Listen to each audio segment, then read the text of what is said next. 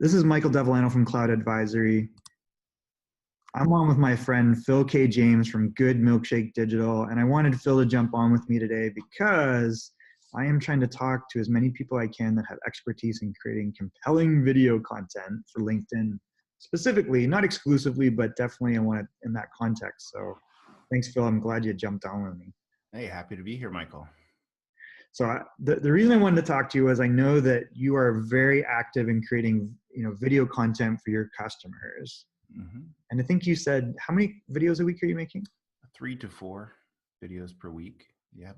Um, usually anywhere between, these are short videos, because I work primarily with restaurants. But occasionally I'll have a video that'll run in the 5-10 minute range, which is Okay. kind of like the sweet spot for LinkedIn, right? Mm-hmm. So, Exactly. you know, I noticed that they put a cap on the time on videos now on LinkedIn. They do, really. What's the cap? 10 minutes. I tried posting a video this morning that was over 10 minutes and it wouldn't let me do it. Oh, that's interesting. And I've been trying to keep all my videos under 10. So I didn't Perfect. even realize that there was a cap. So now we're on the clock.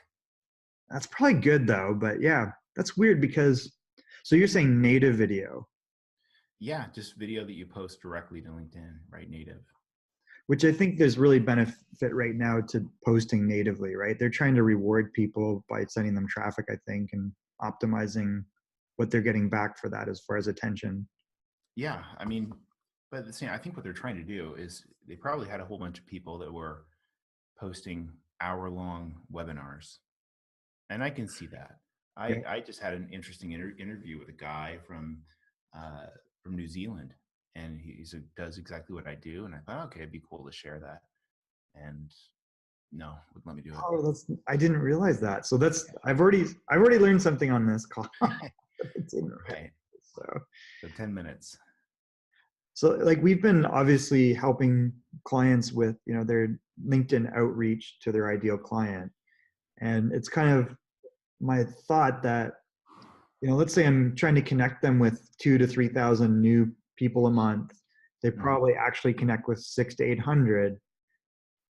Even out of whether that, you're looking at that 2 or 3,000 or that 6 to 800, they're really only talking to probably 10 to 30 of those. Where, Right. those are appointments, they're an active one-to-one conversation. So, my thought is, then what? And I think that that's where you need a video content strategy, in my opinion, because I don't think there's a more effective way to sell to mass. That's kind of my thought. hmm Well, I mean, I work primarily with Facebook, obviously. So live video is very important. Um, and the reason being is because it gets all those interactions early in the video. It's going to naturally bump itself up in the algorithm. And Mhm. also, Facebook just loves their live video. Now, I heard some rumblings that LinkedIn is in the early stages of their own live video launch, Oh, really? which would be unbelievable. But Yeah. yeah. So anyway, yeah, I'll have to send you the link um, so I can remember where I read it. But anyway, so yeah, so what I do for my clients, if you want to hear about that, I mean, Let's do it. Yeah. I do I do live videos once every couple weeks for my restaurant clients, and then what we do is we have a core audience that we promote to, which is about 20,000 people for each, right? And then that's just who we just target over and over. And usually it's about $5 a day for those ads. And those ads get seen. If it's running for 2 weeks, we'll get a few thousand views on it. And then, so what that does is it's sort of at the like getting to know the personalities of the people that are there, and sort of shifting focus away from just food pictures and that sort of thing. And then I usually take either some images, still images, or just go in and take some video for about 30 seconds or so. And I just splice those together and I put some music behind it. So I try to put music videos that are about 15 to 30 seconds long. Now, most of your clients probably wouldn't see that as, something that they might do, but there's some there's a lot of personality that goes involved that's involved in these things. You can't dismiss the entertainment factor of sitting down and getting to know somebody without having to be feel like you're being sold something, right? Good point. So Yeah, I, that's I interesting capture you say that. So attention right away. I go for like really, really quick attention right away.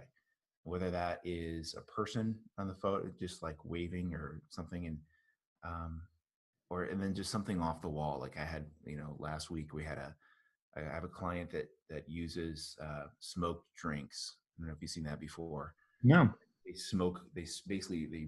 mix the drink, they put it in an old whiskey, Oh, yeah, yeah. Is it smoke dry it, ice or? and then they shake it up. No, it's not dry ice. It's actual like cedar Smoke. chips or something that they actually Oh, smoke. wow. Put it in there, and then Yeah. it's applewood. Shake it up, and then pour it over this like shaved ice that they do. So I had like 3 videos there. I went back and I filmed them all at the same time. I filmed the shaved ice.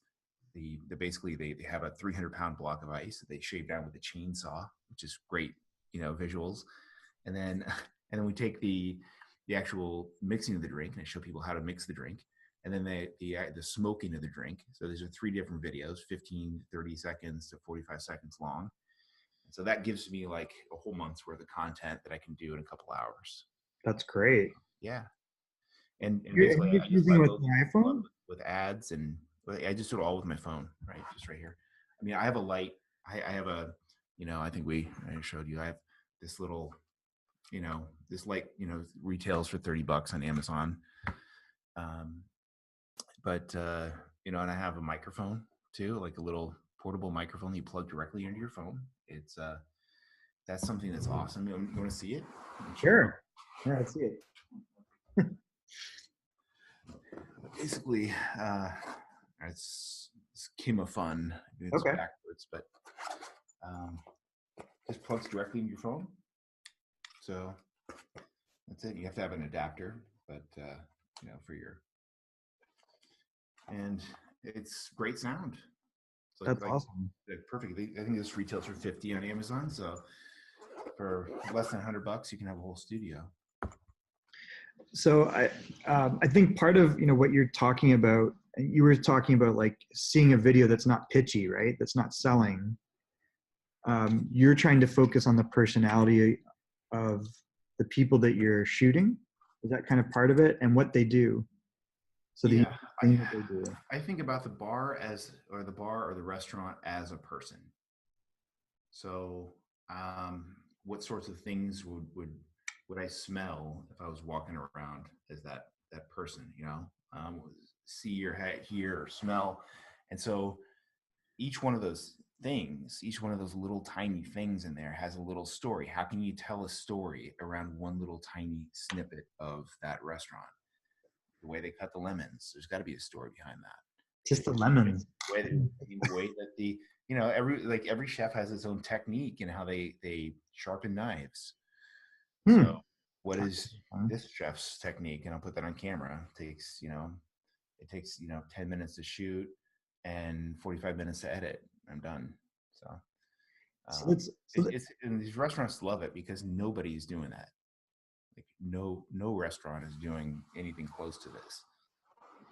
So even if it's mediocre, I mean, they're not. But even if they're mediocre, you just put something out, and you can have a nice little piece of content for next to nothing.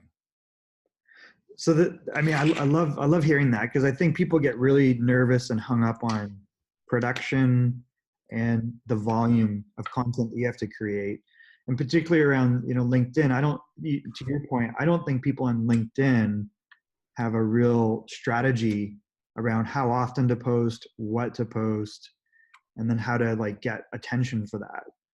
So this makes me feel really guilty. I need to be on LinkedIn posting more videos.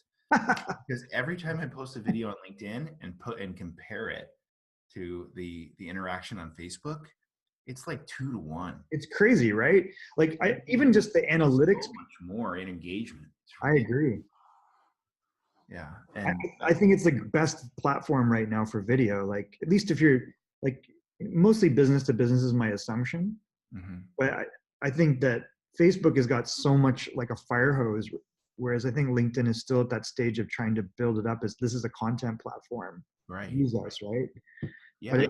and it's cleaner. Like I think that maybe the culture of LinkedIn was too narrow originally, where it's Mm. like there was like this culture of what you can and can't do on LinkedIn, and I think that's Mhm. slowly expanding, but it's not so extreme Mm. where it's not spammy. It's not like if people go outside of what other people feel are the bounds of LinkedIn, they're gonna tell you, right? They're gonna tell you directly. Yeah. Well, and there's no politics. Like I don't mind politics; it's fine. But you It's, know it's a how it waste. is. Like I get into that stuff too, just like you do. It's But gross. like, there's none of that. It's just business. Right. That's refreshing. Rarely do you get somebody that posts something like halfway ridiculous on LinkedIn. You're not going to get much discussion. If you do, it's usually positive because people are Right. worried about their own profiles because their friends see their comments. I agree with you. But then, there's the flip side to this, which is, so you talked about entertainment. I think there's probably still has to be a main story theme Mhm. to what you're posting. And I think that's what part of their strategy needs to be is number one, understand who's the audience you're talking to. I like the idea of native content, although it sounds like, something like this that might be longer, I might need to put on YouTube and then put the player on. Mm. Right? I want to talk initially about, this is what we do that's unique. And this is what, journey brought me to that point to Mm. kind of set the framework of, for this audience, why you might want to watch me going forward. Mhm. Then I think the majority of content is kind of, okay, then what? And I spliced it up into two parts. One is all your content can be dropped into one of four buckets, and really each of those stages that a buyer goes through before they're ready to talk to you. Hmm. So it's like focused on the problem. So Mm. it's like person, problem, and pain. So all your content is either in that vein Mhm. and slotted in one of those four stages. That's kind of what I've evangelized so far, or I think is effective. Have you And then talked you, about like the yeah buts? no, what's that? That's like, okay, your product's so great, yeah, but I could do it on my own. Like, what do I Mhm. need? You know what I'm saying? Your product's so Options and great, alternatives, yeah, right? but I know this guy that helps me out with my financial services. My see what I mean? Like Yeah. that's well, yeah, you do Facebook ads, but I've boosted ads before. I know how to do all that stuff. Right. So it's the objections. So again, it's like you're having a conversation with someone that's not in front of you. Mm. Let's say it's 1,000 people, and to your point, there are all the yeah buts in their head, Hmm. and you're saying create content to address that, right? Yeah, you address those right away. Yeah. So the four buckets that I see before someone's ever going to talk to you live, and people might bounce around in it, but it goes from a person not knowing they have a problem to knowing they have a problem to trying to figure out is there a way to solve that problem to looking at the options to solve that problem. Like, here's the characteristics of my problem, but now it's like, well, how would I fix it? And Hmm. then to the point of, well, who am I going to fix it with? And I think what you're talking about, the yeah buts fall into probably one of those last two buckets, right? Hmm. So it's like it's like, hey, if you're a small business owner, you might be thinking, I could do my own Facebook ads. And then you figure out, maybe the video is about, hey, I was the same boat, or Johnny was the same boat, and this is the questions that came to my head, but then I came to this realization, right? And I think that goes to that other formula that I talked about, which is the Hmm. pastor formula.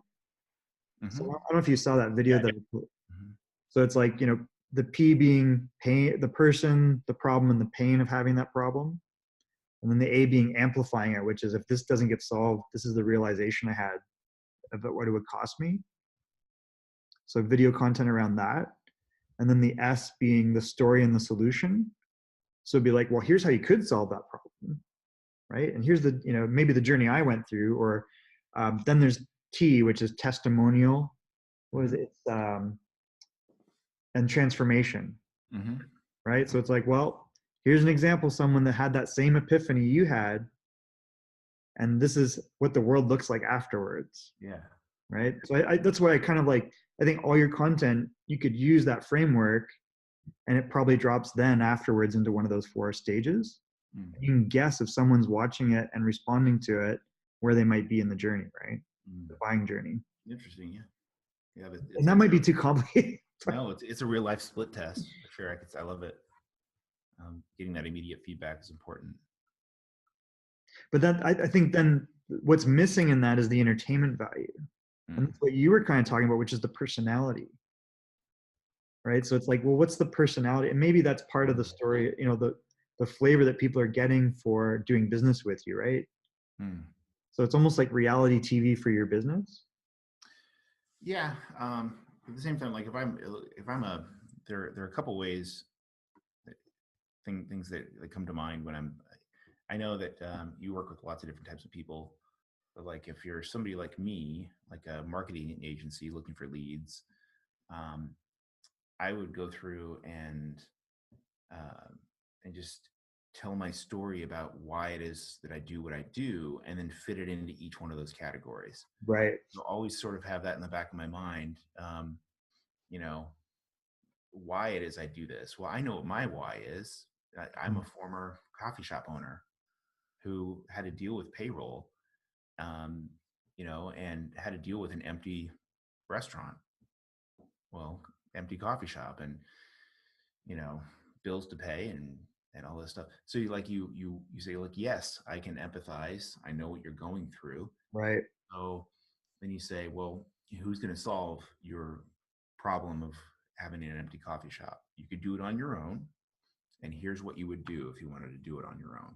You go Right. like this, you hire this person, you hire a a graphic designer, a copywriter, you hire a funnel builder, you hire somebody to do your website, you make sure to get your Facebook ads guy, and you have your local college student, young woman that knows how to do has how to do Instagram. Right. And Indicate you content. package all this stuff up, and it's like, what Oh my is this going to cost you? That's God.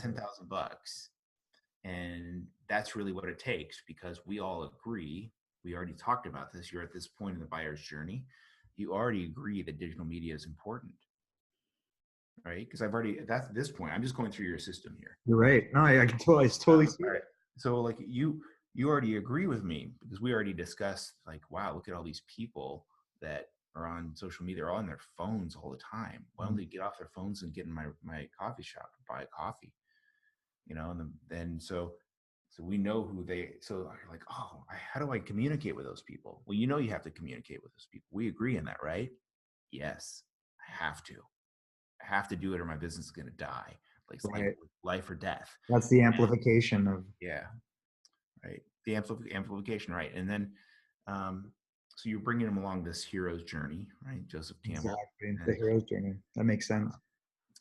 so, And then anyway, at some point, I guess you need to have it open that there's an offer of some sort and what you want people to do, right?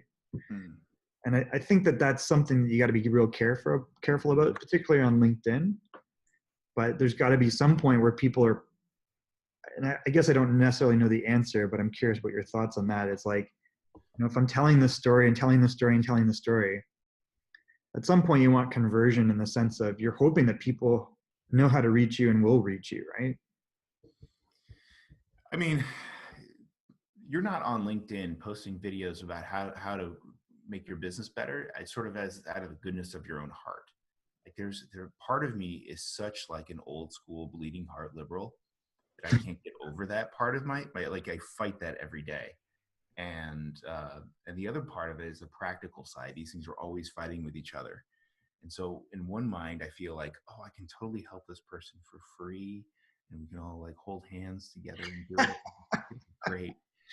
And the other side of me says, my kid's got to eat, you Yeah, know? right. So Well, so does your kid. So yeah. So let's eat. Yeah. Let's yeah. show me how I can, There's, send your family to Disney this year. there's probably got to be an elegant way to do that, right? Mm. And I don't know if it's like, I don't 100% know the answer, but I think, some of the ideas are obviously, there's the concept of lead magnets, right? So for example, there's this ClickFunnels world, and you're dropping people into a landing page, and they're seeing a story, and they decide, hey, I want this thing for free, or I want to talk to you. There's probably an equivalent way to share stuff in your LinkedIn content. Like, how do I give value of, if my video's on this, like, hey, get the story here, or see the rest of the videos here, maybe. Maybe it's like, here's an introduction to it. If you want to see the rest of the video, it's over here. Like, maybe that's a thought. I mean, I'd be interested to see how your book would evolve, into this sort of system, right? That's interesting. Because I know that I think about Russell Brunson and doing like .com secrets and funnels. What's the other one? Website secret? I don't know, whatever it is. I think there's expert secrets. Okay, expert. That's a really good one. And so he basically, if you listen to his podcast, he tells you this is what you need to do. You need to do this, and this, and then when you upsell down, give several, competing offers, get somebody to say yes right away. So he's gotten them to get a free book plus shipping. So you're paying, $10 for this book. It's amazing. If you've ever read it, it's like lays out every great book. Brilliant with stick figures. Right. Brilliant book. Yeah, and I mean, people say what they're going to say about Russell, but like, if you're going to walk them through the process, I know that I need to do Facebook ads, but who am I going to get to? Do I know how to do that in a way that's going to take away from my own current time? And like, somebody could go and do exactly what you're doing on LinkedIn right now. Right. Because you could tell them how to do it. In fact, you do tell them how to do it. I do tell them how to do it. I educate everybody. Like complete open transparency. This is what I do. I do this, this, and this, and I get you leads doing this. Now, to do it on your own, it would take you 20 hours a month. Right, or more. Yeah. Hire somebody on your own. It would cost them $6 to $8 grand. Right. Now to hire me, truth, right? Right. So that's a good point. So the entertainment can also be educational, right? It's like open the kimono and explain, like, this is how this is going to work. Like, I have what's funny is my wife bought me a kimono. I started recording a video. I don't think I posted it, where I was actually in the kimono. Wow. But it's already open. That's the one thing. It's not like a gi. I don't know if you've ever done martial arts where you have the gi, right? Yeah. But the kimono for the man is already open. It's beautiful. It's kind of cool. But yeah, so I think that's really interesting input, which is,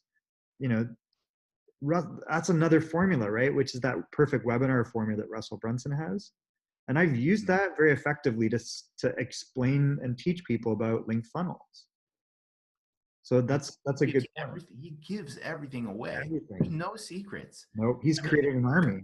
I mean, what he'll do is he'll sell the templates and the software and everything, but what he's selling is sort of the brand. He's selling not just the brand. He's selling like ClickFunnels is a lifestyle. He's selling the software, but there's that why is built in, right? Mm-hmm. He's evangelized a way of life. He's taken a piece of software and made like a culture around it, right? I mean, you and I were both at the 10X Growth Con. Oh, ridiculous. I saw that, and I mean, it's the best display of salesmanship I've ever seen.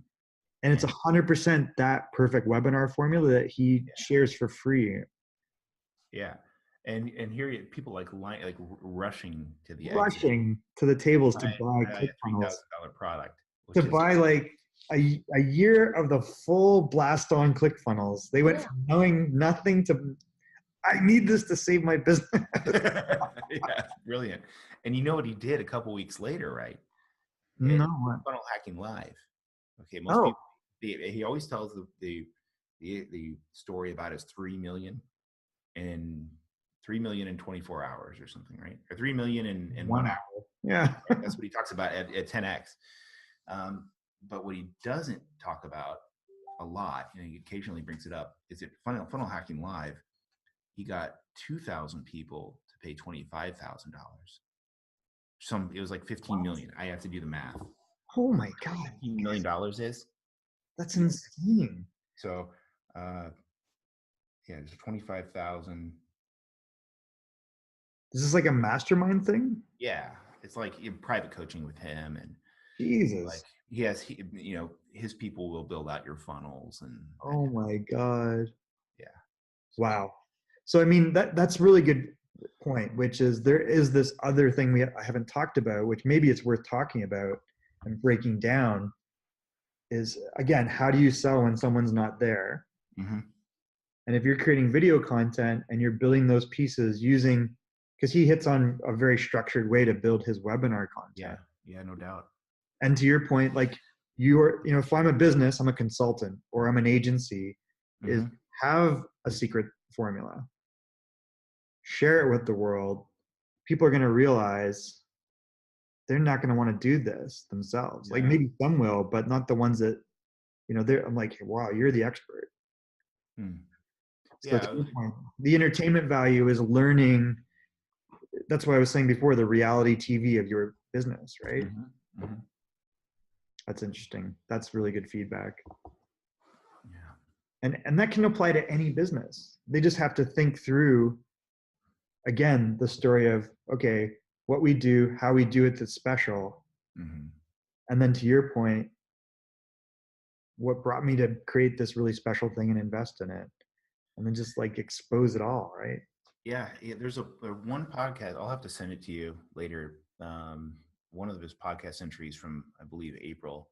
He talks about how this is Russell again, about how he has when he first launched ClickFunnels, what they did is they set up this funnel, and it was buy my software.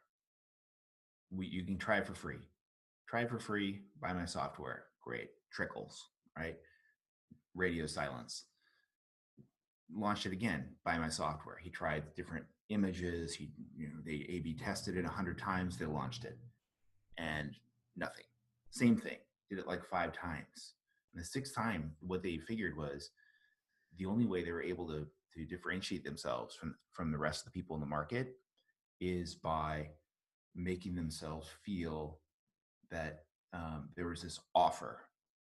Once they made an offer, it was you're not just buying the software, you're buying the whole vision of the company. So the offer was, you know, it was yes, you can have ClickFunnels, but you can also do, these copy secrets, and you can also get all of these free funnels. So we'll build out these things for you for free. So then people will think, okay, that's a value. And oh, by the way, you'll have access to our customer training portal. Great. Oh, I don't know how to do this. So then he's like looking off all these objections why people wouldn't buy, but he's also building the culture of I don't just buy software from you. I'm a funnel hacker. Right. You're part, you identify with him. Mm-hmm. So it's almost, that's interesting that you say that. So it's like, Especially if you go into the ClickFunnels group, you go into the ClickFunnels group, and anybody disparages their company, there's those vultures on you. wow, People that's really like, interesting. yeah. Anyway, go ahead. No, but that's a great point because I was alluding to what's the entertainment value, but and then you keep coming back to the building the culture and how do you convert it, right? Mm-hmm. So it's almost like if let's say I'm a software company or let's say I'm a consultant, it's here's what we're all about. Here's who we like to work with. Maybe you have this problem, and here's the unique thing, the methodology that you can use too, and I'm going to give it to you, Right. right? And that's your story, and then you're Yeah. showing it at work, like that's your video content over time, and then it's like, hey, you can get this freebie download, or if you have this problem, here's a presentation that you can get for free on how to solve this problem, Hmm. right? And then so maybe that's the conversion points. To your point, it's like I'm creating content that jives with my video and Mm-hmm. then gives a resource. So someone presumably is downloading a free booklet on, and it could be a PowerPoint, right? Mm-hmm.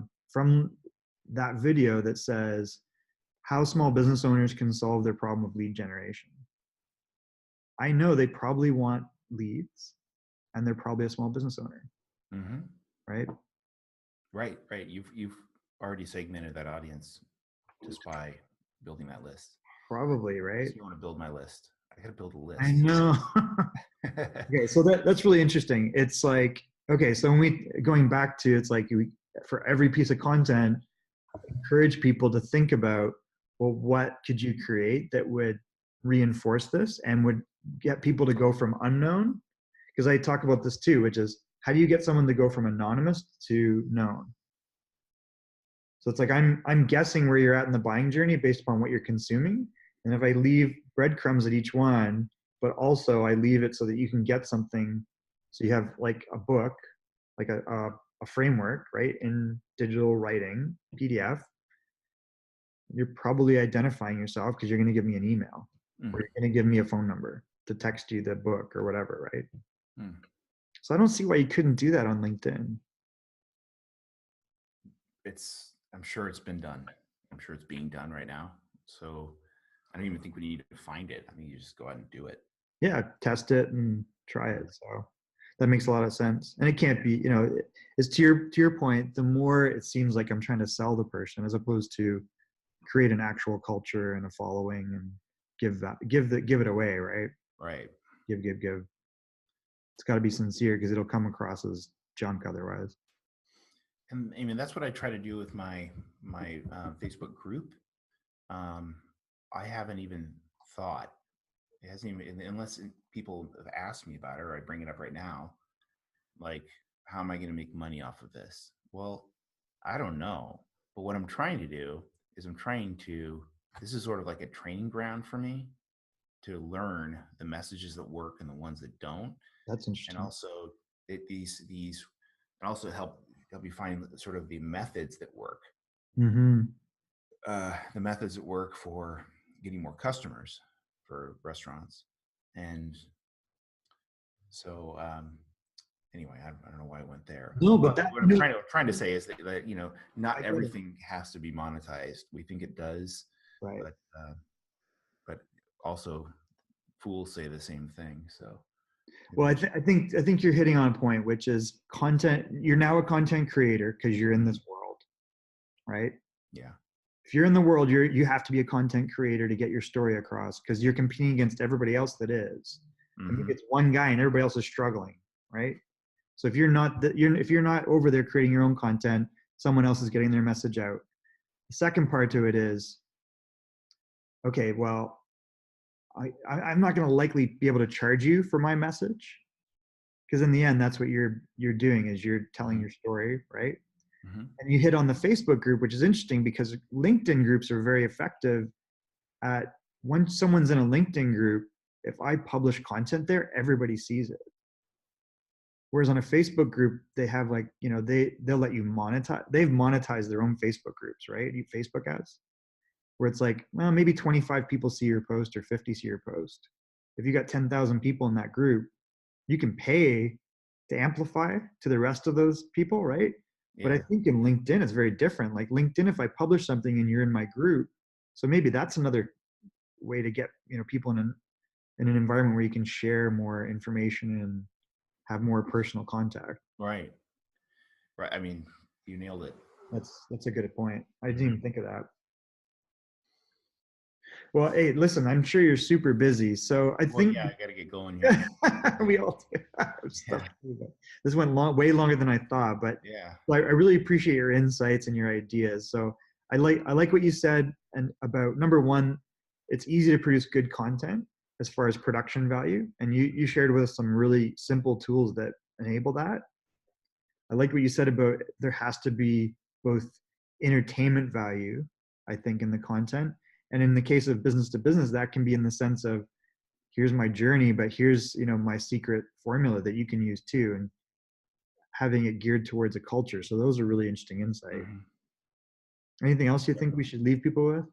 No, just get stuff. I mean, don't feel like you need to be so fancy. That's one thing Mm-hmm. we talked about a tiny bit, but like it really only takes this.